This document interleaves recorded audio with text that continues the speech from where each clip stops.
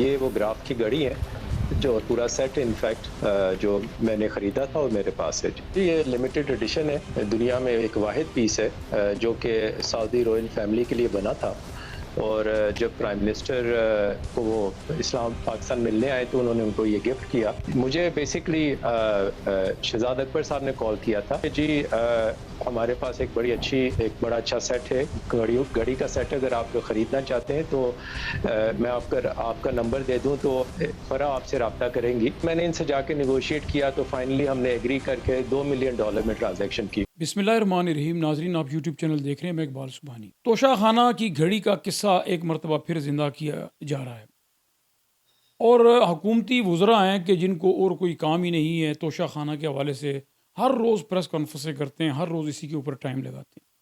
کوئی اور کام عمران خان صاحب کے خلاف ملا نہیں، کوئی کرپشن نہیں ملی، کوئی ایسا خرد برد نہیں ملا. تو اب توشہ خانہ کی گھڑی جو ہے اس کے حوالے سے اب عجیب و غریب کہانیاں، کبھی کوئی کردار سامنے آ جاتا ہے، کبھی کوئی کردار سامنے آ جاتا ہے. ابھی کل جیو میں شاہ زیب خانزادہ کے پروگرام میں عمر فاروق ظہور ایک کردار سامنے لایا گیا، اور انہوں نے کہا کہ جی میں نے یہ گھڑی خریدی ہے. اس کے بعد پھر کیا ہے کہ ایک تماشا ہے جو لگا ہوا ہے. آج بھی عطا تارڑ نے پریس کانفرنس کی اسی کے اوپر، اور گھڑی کی قیمت وہ اپنے پاس سے 2 ارب بتانا لگ گئے کہ گھڑی کی قیمت 2 ارب ہے. یہ تو چلو ایک بات ہے، گھڑی کی قیمت تو طے کرتا ہے توشہ خانہ کا جو محکمہ ہے وہ طے کرتا ہے. ظاہر ہے وہ محکمہ اب ان کے انڈر ہے، تو یہ اگر 2 کی جگہ 4 ارب بھی کہہ دیں گے تو کون اس کو وہ کرے گا. یہ تو جو مرضی کر لیں، ان کے تو وہ جنگل کا قانون ہے، تو شیر چاہے انڈا دے یا بچہ دے، وہ ان کو کیا فرق پڑتا ہے. ابھی ایک اور انہوں نے مذہبی رنگ دینے کی کوشش کی ہے، چونکہ یہ مذہب کارڈ تو خیر استعمال کرنے میں بڑے چالاک اور ہوشیار ہیں، اور ساری زندگی انہوں نے مذہب کارڈ استعمال کیا، کردار کشی کی، اور پھر اسی طرح لوگوں کے کردار کے حوالے سے یہ قصے گھڑتے ہیں، یہ ویڈیو بناتے ہیں، یہ بلیک میل کرتے ہیں، یہ تصویریں اتارتے ہیں. یہی ان کی زندگی، ساری زندگی ان کی اسی طرح گزری ہے. پر بڑی اچھی بات ہے کہ یہ اس دور کے اندر صحیح طریقے سے بے نقاب بھی ہوئے ہیں. ابھی گھڑی کے حوالے سے ایک نئی بات سامنے لائی جا رہی ہے کہ گھڑی کے اوپر خانہ کعبہ بنا ہے اور اس کو جو بیچنا ہے تو یہ بڑی توہین ہے، مذہب کی توہین ہے فلاں. یہ عطا تارڑ آج پریس کانفرنس کے اندر بات کر رہے ہیں، اور یہ ظاہر ہے انہوں نے ایک بیانیہ جاری کر دیا. اب اس کے اوپر یہ باقی ان کے لوگ جو ہیں وہ بھی اس کے اوپر اب بات کریں گے. اور سادہ لوگ جو ہیں وہ ظاہر ہے ان کے جو اپنے لوگ ہیں کہ جو بس یہ جو بات جاری کر دیتے ہیں وہ اس کو من تسلیم کر لیتے ہیں. اگر ایک گھڑی کے اوپر خانہ کعبہ بنا ہوا ہے اور اس کو بیچنا کیا کہیں پر منع ہے؟ میں پوچھنا چاہتا ہوں کہ وہی گھڑی جب انسان ہاتھ پہ باندھتا ہے، ٹوائلٹ میں جاتا ہے، تو کیا وہ بے ادبی پھر نہیں ہوگی؟ وہی خانہ کعبہ جب سینریوں کے اندر بنا ہوتا ہے اور فٹ پاتھوں کے اوپر بیٹھ کے اس کو لوگ بیچتے ہیں، کیا وہ توہین نہیں ہے؟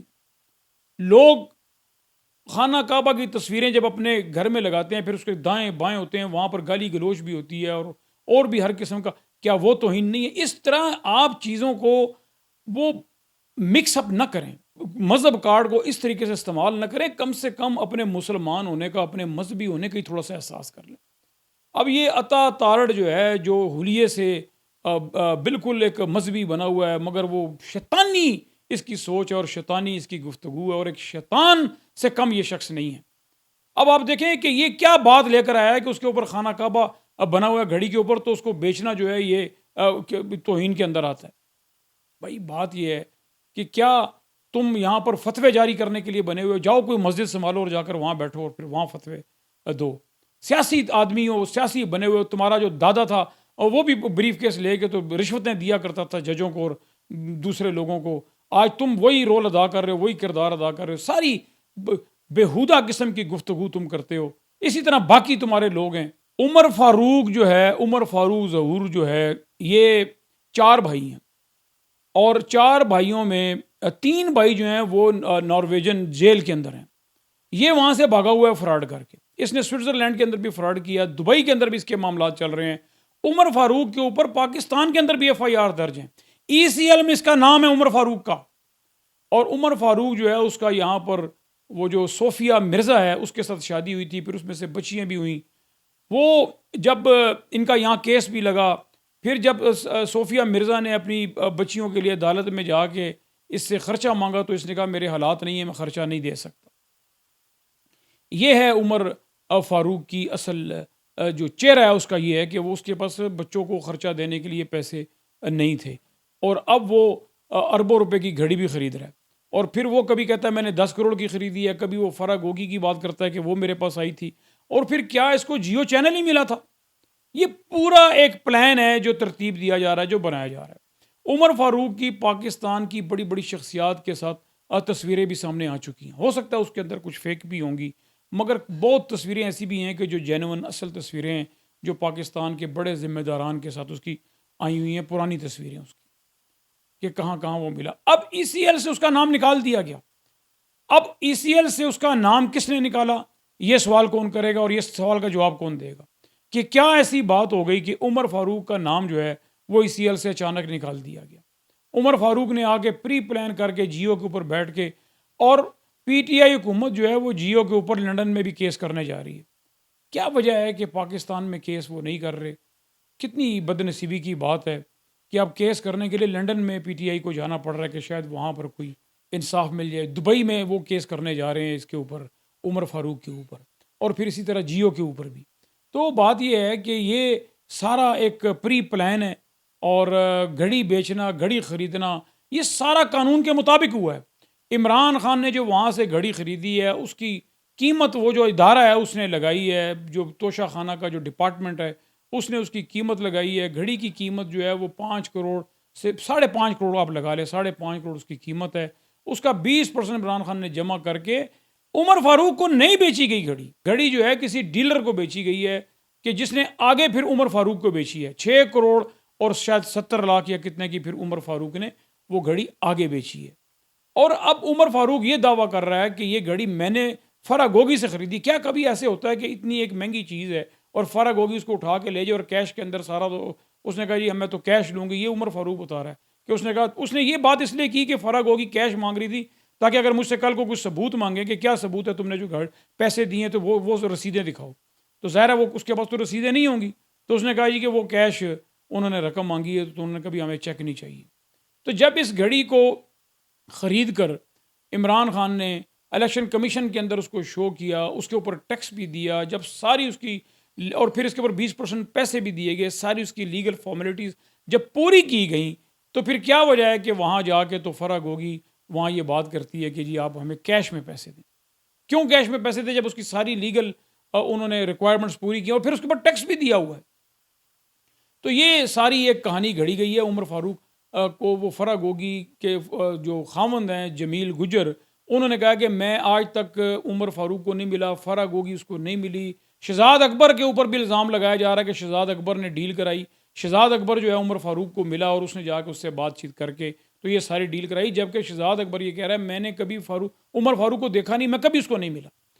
عمر فاروق کی جو سابقہ بیوی ہے صوفیہ مرزا، اس کے کیس کے حوالے سے صوفیہ مرزا سے شہزاد اکبر کا کیس ضرور ہوا، اور پھر اسی چکر میں پھر شہزاد اکبر کے اوپر بھی ایف آئی آر درج کرائی گئی، اور ڈاکٹر رضوان کے اوپر بھی درج کرائی گئی جو اب شہید ہو چکے ہیں۔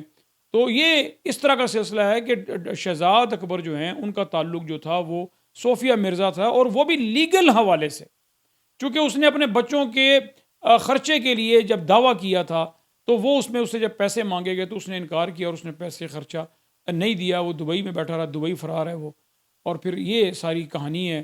نہ اس کو فرا گوگی جانتی ہے، نہ اس کو جمیل گجر جانتا ہے، نہ اس کو شہزاد اکبر کبھی ملا ہے۔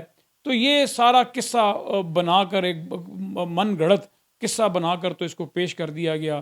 صرف یہ ہے کہ کسی طریقے سے عمران خان کو پھنسایا جائے۔ عمران خان کے خلاف انہوں نے کہاں سے شروع کیا؟ آپ ذرا 26 سال سے دیکھیں، یا آپ 26 سال سے چلے نہ دیکھیں، آپ 10-15 سال سے آپ دیکھ لیں۔ 10-15 سال سے یہ کیسی عمران خان کی کردار کشی سے لے کر پھر عمران خان کے اوپر یہ کہاں کہاں انہوں نے چھانٹی وانٹی نہیں کی کہ اس کے خلاف کوئی ایسا ثبوت مل جائے کرپشن کا تاکہ ہم اس کو سامنے لا سکیں۔ جب کچھ بھی نہیں ملا ان کو تو پھر انہوں نے گولیوں کا نشانہ بھی عمران خان کو بنایا۔ اب اس کے بعد یہ توشہ خانہ کو پھر زندہ، اب کچھ بھی نہیں بچا، اب توشہ خانہ پھر زندہ کرنے کی کوشش کی جا رہی ہے۔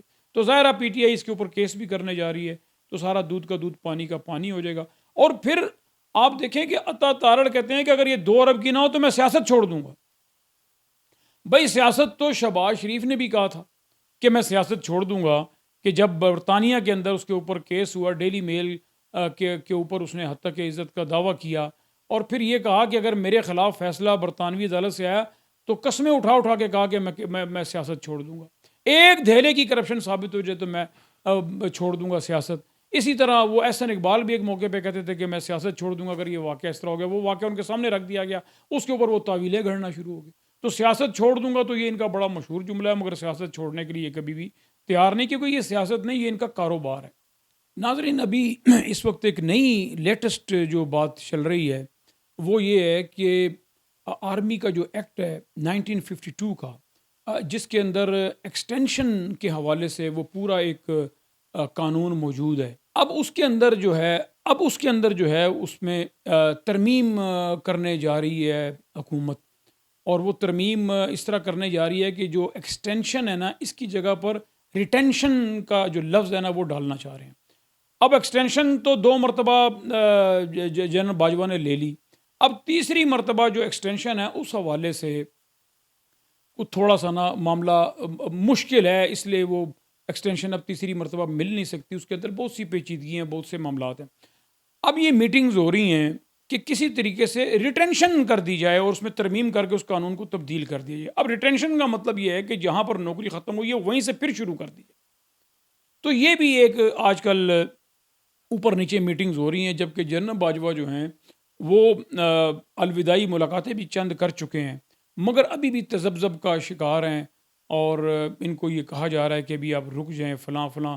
اور پھر 27 نومبر کو جنرل عاصم منیر جو ہیں وہ ریٹائر ہونے جا رہے ہیں، تو جنرل باجوہ 28 کو شاید ہونے جا رہے ہیں، تو ان کو یہ کہا جا رہا ہے کہ آپ 1-2 دن پہلے ریٹائرمنٹ لے لیں تاکہ جنرل منیر جو ہے نا، عاصم منیر، ان کو آگے پروموٹ کر دیا جائے یا ان کو بنا دیا جائے چیز۔ لیکن وہ یہ کہتے ہیں کہ میں کوئی ایسی کنٹروورسی چھوڑ کر جانا نہیں چاہ رہا، میں اپنے وقت کے اوپر جو میرا وقت ہوگا میں اس کے اوپر ریٹائر ہوں گا۔ یہ بھی ایک بات چل رہی ہے، مگر یہ جو ریٹینشن کی بات ہے نا، یہ بھی ایک قصہ چل رہا ہے۔ اگر ریٹینشن ہوگی تو پھر اس کا مطلب ہوا کہ قانون میں تبدیلی کر کے پھر جنرل باجوہ کو مزید رکھا جائے گا، ان کی ان کی جو نوکری ختم ہو رہی ہے وہ وہیں سے پھر شروع ہو جائے گی، وہ ایکسٹینشن نہیں ہوگی، وہ ریٹینشن ہوگی۔ دوسری طرف اگر آپ لانگ مارچ کی بات کریں تو وہ بھی رواں دواں ہے۔ عمران خان اس وقت ہر روز آج بھی 4:30 بجے وہ لانگ مارچ سے خطاب کریں گے، اور پھر ہو سکتا ہے کہ 19 تاریخ کو جب وہ راول پنڈی پہنچیں گے تو اس وقت کیا منظر ہوگا، کیا صورتحال ہوگی، کیا حکمت عملی ہوگی، کیا منصوبہ بندی ہوگی، یہ تو 19 کو ہی پتہ لگے گا۔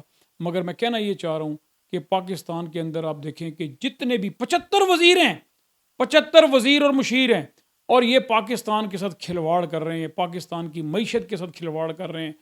اتنے اخراجات ہیں، شہباز شریف دیکھیں کہ کتنے غیر ملکی دوروں پر جا چکے ہیں، مگر قوم کی ان کو کوئی فکر نہیں ہے۔ تو کب کوئی ایسا کوئی قوم کا مسیح آئے گا کہ جو اس ملک کو، اس قوم کو کسی سیدھے راستے پر لگائے گا؟ اور عوام، اب یہ میں سمجھتا ہوں کہ اب عوام اتنی باشعور ہو چکی ہے کہ عوام اب اپنے اس محسن کے ساتھ، اس لیڈر کے ساتھ کہ جو پاکستان کے ساتھ مخلص ہوگا، اس کے ساتھ اب سیسا پلائی ہوئی دیوار کی طرح کھڑی ہوگی انشاءاللہ تعالیٰ۔ اور آپ دیکھیں گے کہ جلد سے جلد ان لوگوں سے، اس امپورٹڈ حکومت سے، اس عوام کا، اس ملک کا چھٹکارا ہوگا۔ ناظرین، اب تک اتنا ہی، میں آپ سے اجازت چاہتا ہوں۔ اپنا اور اپنے چینل کا خیال رکھیے گا۔ اللہ آپ کا حامی و ناصر۔